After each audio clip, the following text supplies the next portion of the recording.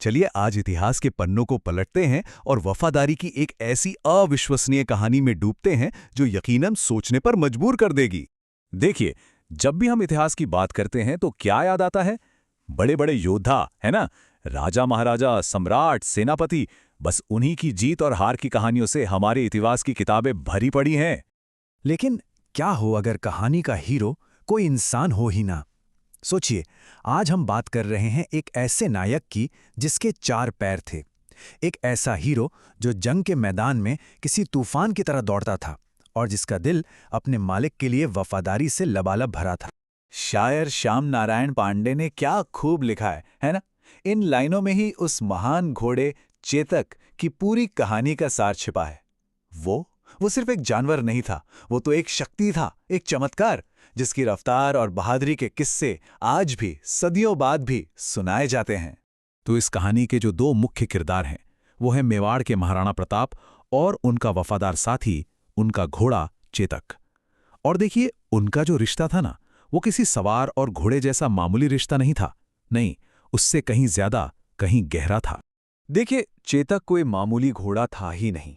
किस्से कहानियों में तो यहां तक कहा जाता है कि उसकी समझ बिल्कुल इंसानों जैसी थी।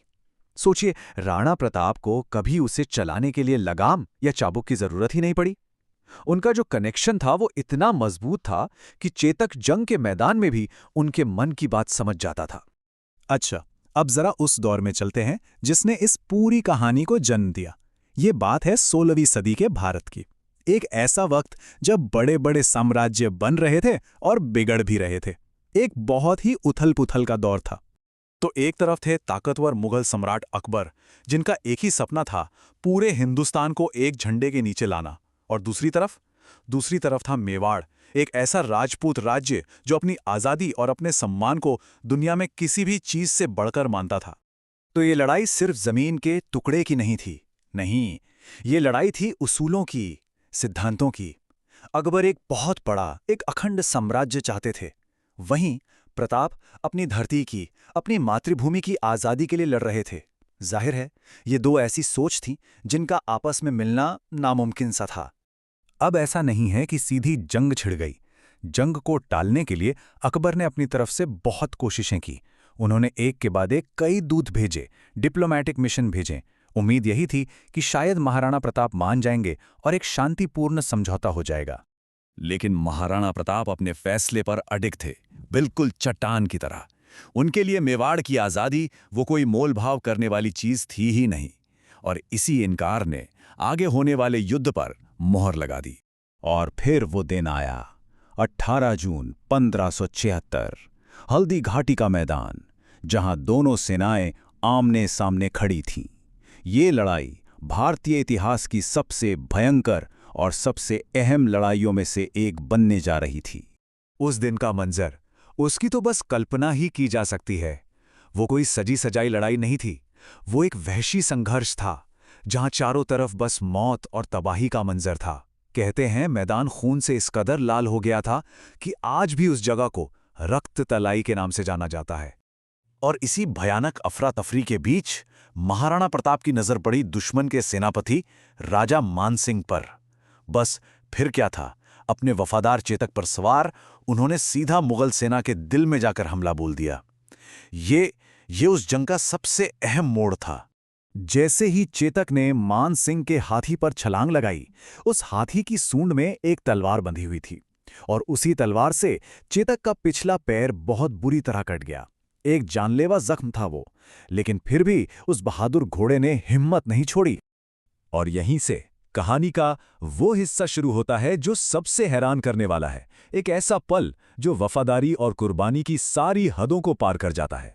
अब जरा सोच कर देखें, महाराणा प्रताप खुद घायल हैं, उनका घोड़ा मौत के मुंह में है और चारों तरफ से दुश्मन की सेना ने उन्हें घेर रखा है। ऐसे में बचने का कोई रास्ता कैसे हो सकता है? कोई उम्मीद बाकी थी क्या? सामने थी एक बहुत बड़ी चुनौती, एक चौड़ा नाला। और उस दिन इतनी तेज बारिश हुई थी कि वो नाला किसी उफनती हुई नदी में बदल चुका था। उसे पार करना लगभग नामुमकिन था। और ये नाला कोई छोटा मोटा नहीं था, पूरे 22 फीट चौड़ा था।